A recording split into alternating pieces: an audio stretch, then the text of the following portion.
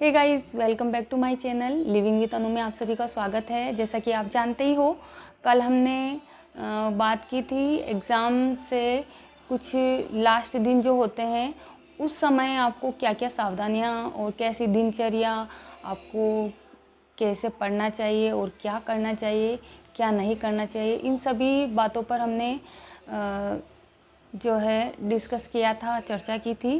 तो आपका समय अभी लास्ट समय चल रहा है, तो मैं ज़्यादा आपका समय ना लेकर चलिए जल्दी से वीडियो शुरू करते हैं। वीडियो को एक बार लास्ट तक ज़रूर देखिए, आपको निश्चित रूप से फ़ायदा होगा।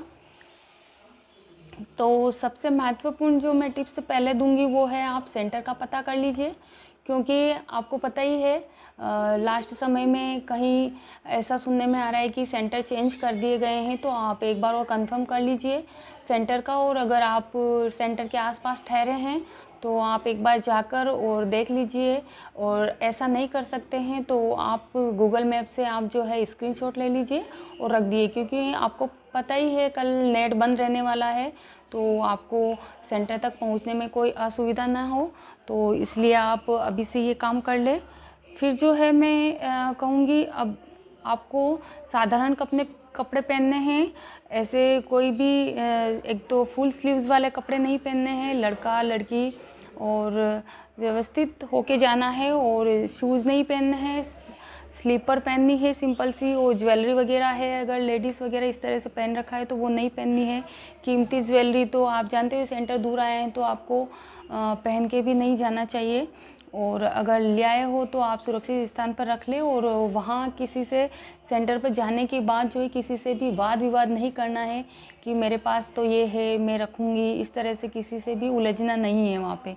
और जो आप है बॉल पेन लेके जाएं, जिसमें आप जानते हो बॉल पेन पारदर्शी हो तो ज़्यादा अच्छा है, क्योंकि बहुत सारे ऐसा नहीं सभी सेंटर पे कहेंगे आपको कि पारदर्शी पेन लेके आओ या इस तरह का। कभी कहीं कहीं ऐसा भी होता है कि आप पारदर्शी लेके आओ जिससे जो है अंदर से दिखता रहे। तो इस तरह का पेन आप 5-10 रुपए वाले आते हैं, वो पेन लेके भी रख लें एक्स्ट्रा।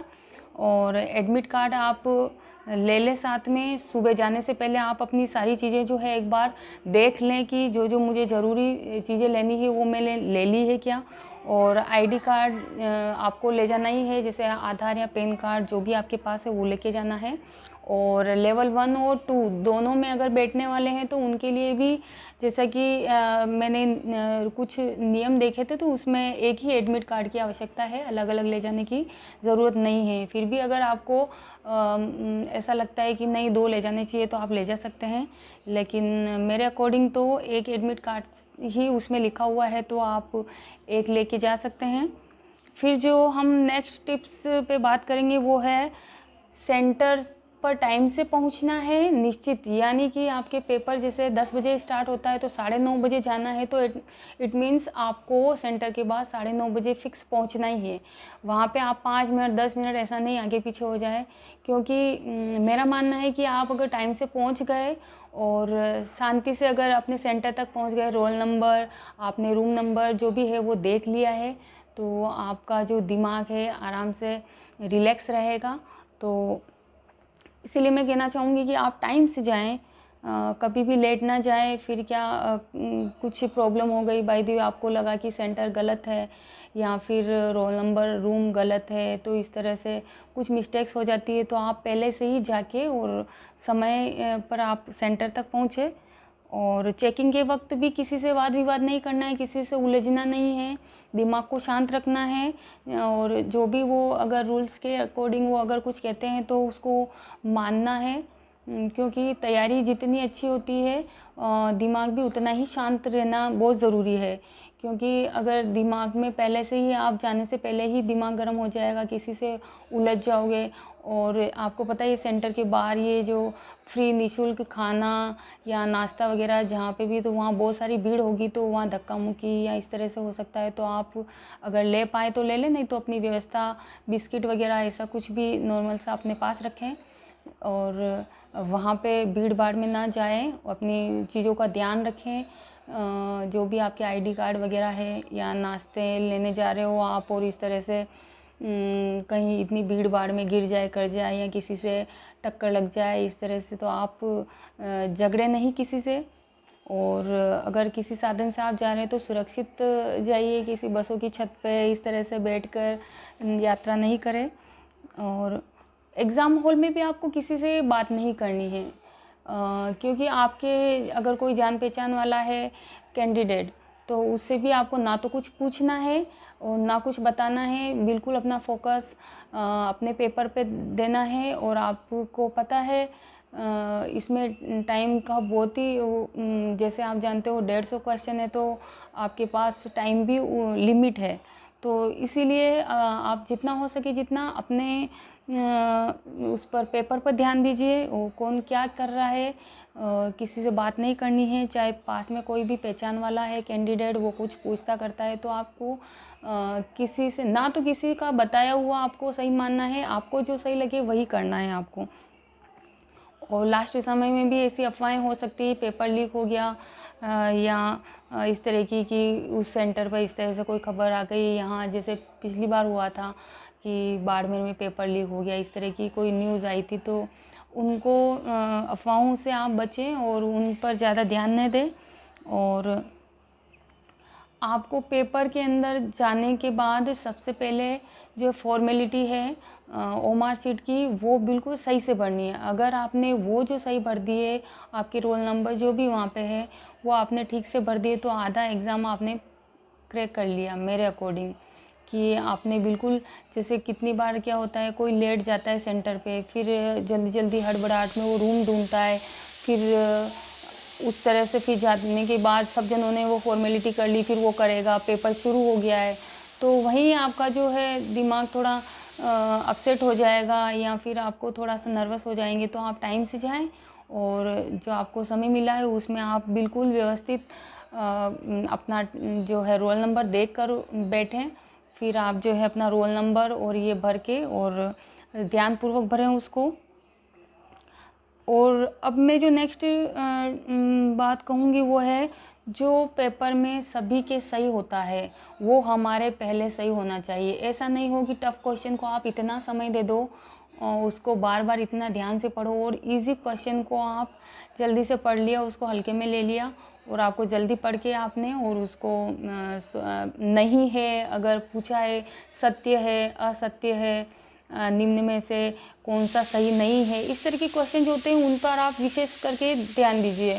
जो सामान्य बिल्कुल नॉर्मल सा प्रश्न है लेकिन उसमें नहीं है इस तरह का अगर पूछा हुआ है, तो वो ध्यान न देकर और हम क्या करते हैं जल्दबाजी में उसमें गोला भर देते हैं, तो उससे हमारा जो सबका सही हो रहा है वो क्वेश्चन हमारे गलत हो जाता है। और जो कठिन है उसको हम इतना ध्यान दे के और उसको पढ़ेंगे और उसी के ऊपर ज़्यादा समय लगा देंगे, तो फिर जो नॉर्मल से क्वेश्चन है वो हमारे गलत हो जाएंगे। तो जो सबके सही हो रहा है वो सबसे पहले हमारा सही होना चाहिए।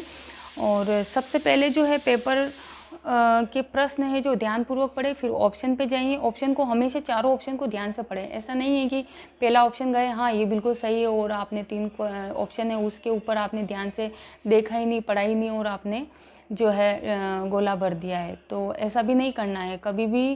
प्रश्न चाहे कितना भी इजी लगे फिर भी उसको वहाँ पे इजी में नहीं लेना है, उसको ध्यानपूर्वक पढ़ना है, फिर उसके ऑप्शन को भी ध्यानपूर्वक पढ़ना है, फिर जो आपको उचित लगे। क्योंकि कितनी बार नज़दीकी होते हैं, जैसे ज़िले के अंदर भी कोई गांव या कोई स्थान दे दिया तो वो ज़्यादा बेस्ट ऑप्शन होगा।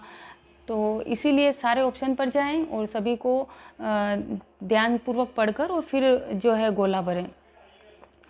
और रीट में जो है मेरे हिसाब से साइको बहुत टफ आती है, सभी कहते हैं, तो आप साइको के जो प्रश्न है वो मेरे हिसाब से बाद में करना चाहिए। जो आपका लैंग्वेज जो सब्जेक्ट है, जिसका संस्कृत है, इंग्लिश है या हिंदी है, तो वो सबसे उनका जो उस पर कमांड होती है उस सब्जेक्ट पे, तो सबसे पहले आपको जो है लैंग्वेज वाले जो पेपर है वो करने चाहिए। और इसमें जो है आपने फर्स्ट कौन सी लैंग्वेज ली है, सेकंड कौन सी ली है, उसके अकॉर्डिंग आप जो है पेपर पर थोड़ा सा टिक कर दीजिए और उसी को करना है, ताकि आप जब भी उस पेपर में से कोई क्वेश्चन आप चाहते हैं कि बाद में करना है, तो उसको जो है आप ऊपर टिक कर दीजिए कि हाँ ये मेरा फर्स्ट लैंग्वेज वाला ये है। और पेपर के फर्स्ट में भी आपने जो भरा है वहाँ पे आप टिक कर दीजिए। ये बिल्कुल भी गलती ना करें कि आप फर्स्ट लैंग्वेज ली और आपने वहाँ पे सेकंड कर दी है, या सेकंड ली है ना आपने फर्स्ट कर दिया है वहाँ पे और गोले जो है गलत भर दिए हैं। क्योंकि एक बार मैंने देखा किसी कैंडिडेट ने ऐसा ही किया था। 25 जो क्वेश्चन है वो जो है वो सेकंड लैंग्वेज की जगह फर्स्ट में या ऐसी कुछ गड़बड़ी हो गई थी, तो वो घबरा गया था फिर इस तरह से। तो ऐसे भूल कर भी नहीं करना है आपको। बिल्कुल जो है आप शांति से एक बार पेपर को देखें, पहले हड़बड़ाहट नहीं करें जल्दबाजी में, और फर्स्ट लैंग्वेज सेकंड लैंग्वेज जो आपकी है उसके ऊपर ध्यान देके फिर पेपर शुरू करना है। टाइम का विशेष ध्यान रखें। आपको पता ही है 1.5 घंटा मिलता है और 150 क्वेश्चन है, तो आपको जो है एक क्वेश्चन को ज़्यादा समय नहीं देना है। एवरेज देख लेना है कि आपने उसको कितना ध्यान दे दिया है। फिर अगर कठिन लग रहा है तो उसको छोड़ दो एक बार। जो इजी है उनको आप पहले कर लो। और लैंग्वेज वाले हैं तो उनमें भी 30 क्वेश्चन है आपके, तो 30 को एक बार देख लीजिए।